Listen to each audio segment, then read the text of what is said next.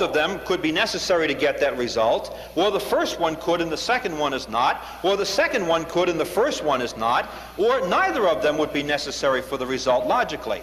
What you need is more information. And that's when you come to the next statement, which clarifies the point. Let me explain that. I think, look at this, right line.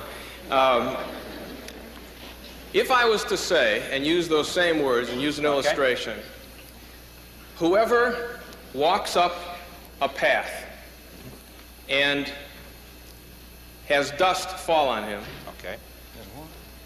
shall become king of the mountain. You have two verbs with a conclusion. Yes.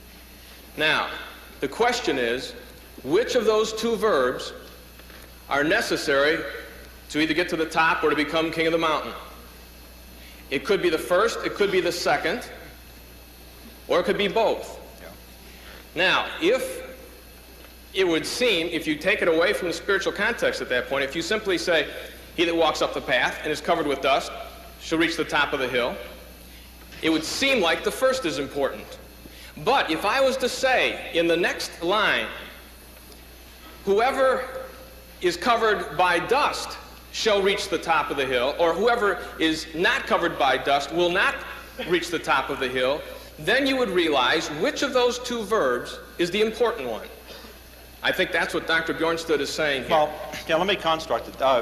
Your grammar is right in terms of saying that he who has run to the top, which would be your participle, and is active, and is covered, or has been covered, because it would be aorist there, has been covered with dust, and that is passive, will be king of the mountain. Now the question is, what of that is needed? Now, what you need is more information. If the next statement says, the one who does not run to the top will not be king, then you know it's necessary to run to the top. If the next statement says, the one who is covered with dust is the one who will be king of the mountain, you know that's the important statement. If the next statement says, the one that does not run to the top, the one that has not been covered with dust, then you know both of them would be important. What I'm saying in a passage like this is what is important in that proposition that is given in 16a, he who has believed and has been baptized shall be saved, is clarified by the second point. But he who has disbelieved, and there you have the negative particle a in front of it, which is the opposite of believing, shall be condemned. So the necessary element for salvation or condemnation is belief or non-belief. Okay, let me jump in here. Let me go on to the end of it then. It says, you see, the reason why disbelief is underlined here is because baptism has no meaning without belief, because Jesus says, he that believeth is baptized shall be saved. Now you diagram that sentence and you get salvation between belief and baptism for me. If I diagram that sentence? Diagram it. Baptism becomes incidental because the second part of it clearly indicates that negative aspect. The only thing that counts on condemnation or justification is the fact that you believe. If I said, he that eateth his food and digesteth it, is digest passive?